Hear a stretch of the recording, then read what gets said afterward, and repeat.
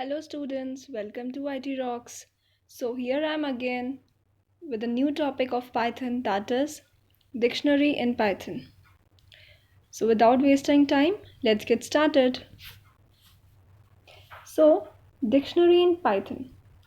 Dictionary को आप इस तरीके से ले सकते हैं जैसे हम डायरेक्टरी लेते हैं, ठीक है। डायरेक्टरी में हम क्या करते हैं, एक हमारा नाम होता है और नाम के आगे फ़ोन नंबर होता है।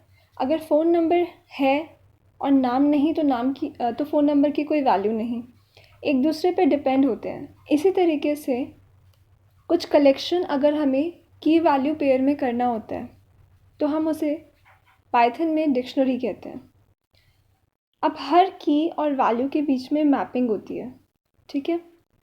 मैपिंग या आप कह सकते हैं एक एसोसिएशन होता है जिसे की वैल्यू पेयर कहते हैं। अब डिक्शनरी को किस तरीके से यूज़ करते हैं, कैसे क्रिएट करते हैं, क्या रूल्स हैं, क्या फ़ीचर्स हैं, वो हम आगे देखते हैं। तो कुछ फ़ीचर्स हम पहले देखते हैं।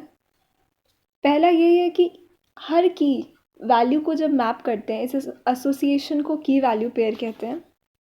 की और वैल्यू के बीच में कॉलन होता है। की हमेशा, जो की होती है वो हमेशा यूनिक होती है। भले वैल्यू यूनिक हो या ना हो वो चल जाएगा, लेकिन की हमेशा अपने आप में यूनिक होनी चाहिए, यानी अलग, रिपीट नहीं होना चाहिए। की should be immutable like string, number etcetera.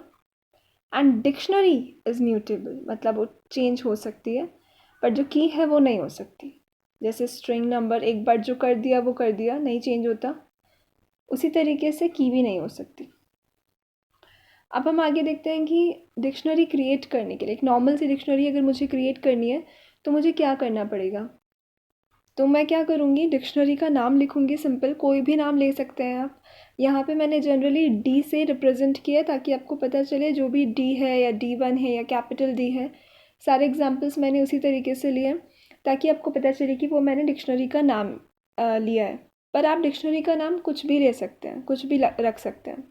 अब देखिए उसके आगे आपको दिख रहा होगा कि यहाँ पे key one colon value 1, comma key two colon value 2, comma and so on. तो अब नीचे एग्जाम्पल आप देख सकते हो, D1 है 1 कॉलन 1। अब यहाँ पे देखो जो 1 है वो इंटीजर है और जो उसका वैल्यू है वो क्या है, ये जो वैल्यू है ये स्ट्रिंग है। तो ये आपका की वैल्यू एसोसिएशन है जिसमें आपकी जो की है वो इंटीजर है और जो स्ट्रिंग है, सॉरी, जो वैल्यू है वो स्ट्रिंग है, ठीक है। तो इस तरीके से दोनों स्ट्रिंग भी हो सकते हैं, दोनों इंटीजर भी हो सकते हैं, या एक इंटीजर दोनों एक स्ट्रिंग, आप किसी भी तरीके से उसको देख सकते हो। आगे बढ़ते हैं। तो अब मैंने आज ज़्यादा नोट्स नहीं बनाए क्योंकि इसमें नोट्स की ज़्यादा ज़रूरत नहीं है। सीधा आप देखो कि कैसे सिंटेक्स होता है, क्या कोडिंग हम यूज़ करते हैं, सिंपल है। सबसे पहले यहाँ पे देखो D1, ये फर्स्ट वाला देखो D1, मैंने क्या किया, एक डिक्शनरी क्रिएट कर दी। अब मैंने यहाँ पे कर्ली ब्रेसेस का यूज़ किया है। तो अगर मैं D1 equals to curly braces लिखती हूँ तो ये एक एम्प्टी डिक्शनरी क्रिएट हो जाती है, ठीक है। अब यहाँ पे मैंने टाइप D1 लिखा है, यानी जिस इंसान को नहीं पता कि D1 क्या है तो वो टाइप यूज़ करके, टाइप फंक्शन मैं आपको पहले बता चुकी हूँ, प्रीवियस वीडियोस में आप देख सकते हैं। तो टाइप फंक्शन यूज़ करके वो बता सकता है कि वो है क्या। तो वो यहाँ पर क्या है, कौन सा डेटा टाइप है, वो डिक्शनरी है एक। जैसे हमने पहले स्ट्रिंग्स पढ़ा, ये सब चीज़ें क्या हैं, ये सब डेटा टाइप हैं। तो ये डिक्शनरी है, DICT।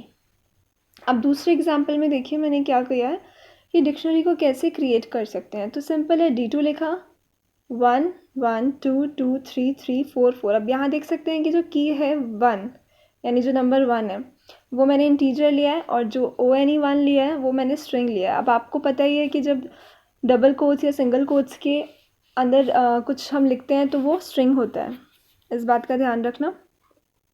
और मैंने नॉर्मल यहाँ पे क्या किया है, प्रिंट करवा दिया इसको, ठीक है। इस तरीके से आप कर सकते हैं।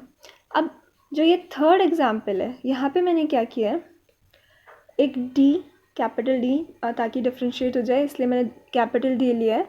यहाँ पे मैंने क्या किया, एम्प्टी डिक्शनरी क्रिएट किया। अब उस एम्प्टी डिक्शनरी में अगर मैं की और वैल्यूज़ को इंसर्ट करूँगी तो मैं कैसे करूँगी, तो मैंने क्या किया, डी, अब ये स्क्वायर ब्रैकेट्स आप यूज़ करेंगे यहाँ पे, ठीक है। स्क्वायर ब्रैकेट्स के अंदर अब यहाँ पे मैंने लिखा 1, तो ये मेरा ये क्या बन गया, ये मेरी की हो गई, ठीक। और उसकी वैल्यू इक्वल्स टू क्या हो जाएगा, जो भी आप उसकी वैल्यू देंगे। तो यहाँ पे आप देख सकते हो कैसे मैंने 4 वैल्यूज़ दी हैं और लास्ट में उसको प्रिंट करवा दिया है। तो ध्यान रखना कि जब भी आप कोई एम्प्टी डिक्शनरी क्रिएट कर रहे हैं तो उसके बाद आप क्या करेंगे, ब्रैकेट्स कौन से यूज़ हो रहे हैं, स्क्वायर ब्रैकेट्स। स्क्वायर ब्रैकेट्स के अंदर जो भी लिखेंगे वो की हो जाएगा, वो की हो जाएगा, और उसके आगे जो भी आप वैल्यू देंगे वो की का वैल्यू हो जाएगा, ठीक है। और कोई भी डेटा टाइप दे सकते हैं, इंटीजर भी दे सकते हैं और आप स्ट्रिंग भी दे सकते हैं, ठीक है। अब आगे देखिए, यहाँ पे मैंने क्या किया, एक डिक्शनरी ले ली मैंने DICT और मैंने यहाँ पे प्रिंट करवा दिया, ठीक है।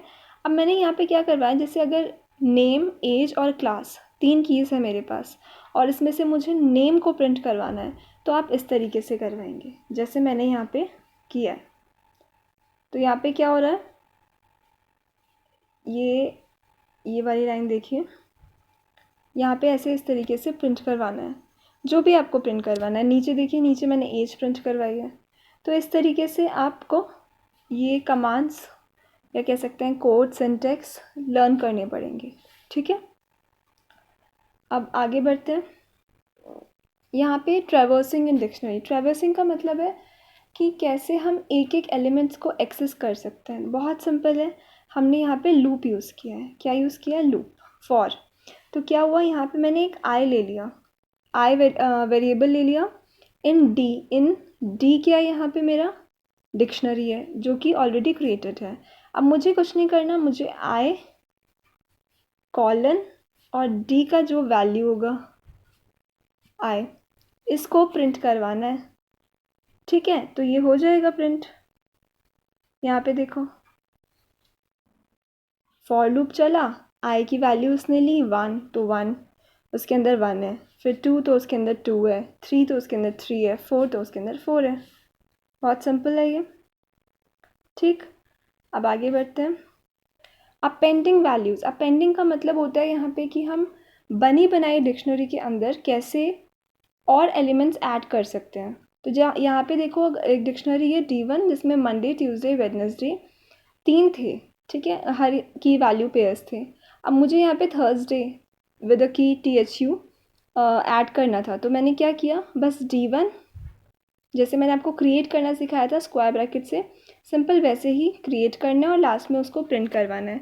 तो यहाँ पे आउटपुट स्क्रीन पे आप देख सकते हो कि थर्सडे भी प्रिंट होकर आया है, ठीक है। अब नीचे आइए, यहाँ पे देखिए,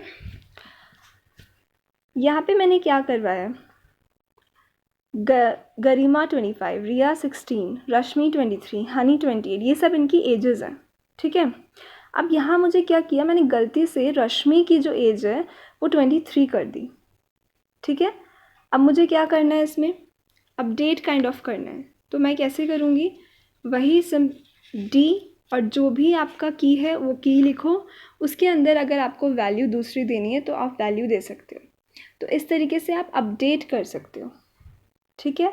और दूसरा वाला भी अपडेट है, दूसरा अपडेट थोड़ा सा डिफरेंट है। इसमें क्या है कि अगर आपके पास 2 डिक्शनरीज़ हैं और उन 2 डिक्शनरीज़ को आपको मर्ज करना है, तो यहाँ पे जो सेकंड एग्जाम्पल है बेटा, वो मर्जिंग का एग्जाम्पल है। मर्ज किया है मैंने D और D1 को, तो कैसे मर्ज होगा, यहाँ पे D.अपडेट, और अपडेट करना किसे, D1 को, यानी D1 के अंदर सॉरी मैं फिर से बताती हूँ, अपडेट किसे करना है, D और D1 दोनों को। तो हम क्या करेंगे, D.अपडेट D1, ठीक है।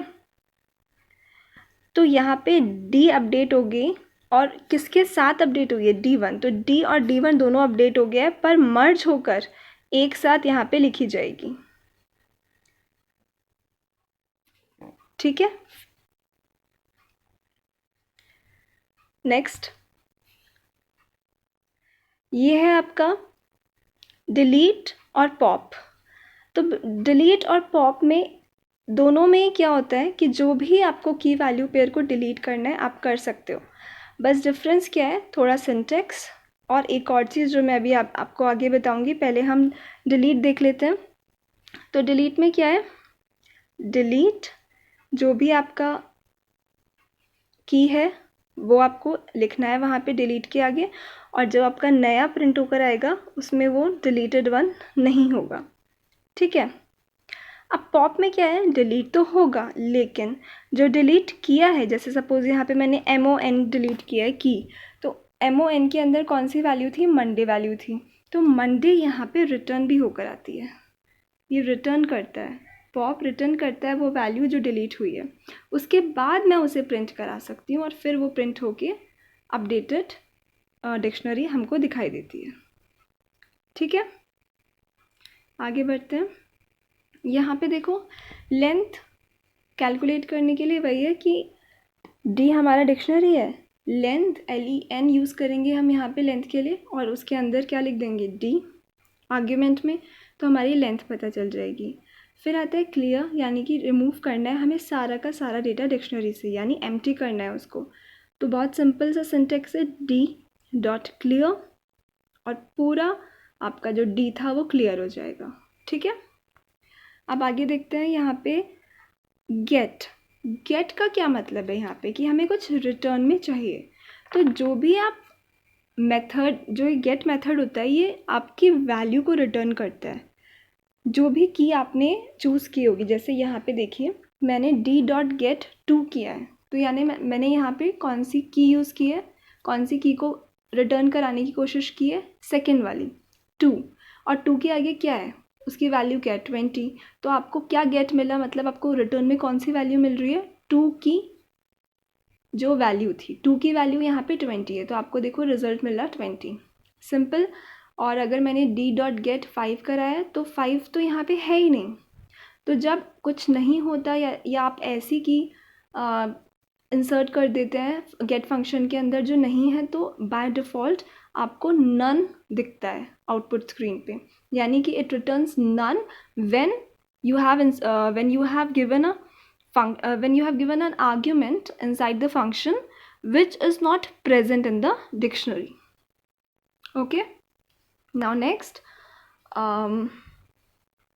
this is एक डिक्शनरी है, गेट मैंने आपको बताया है क्या करता है। अब यहाँ पे नीचे देखिए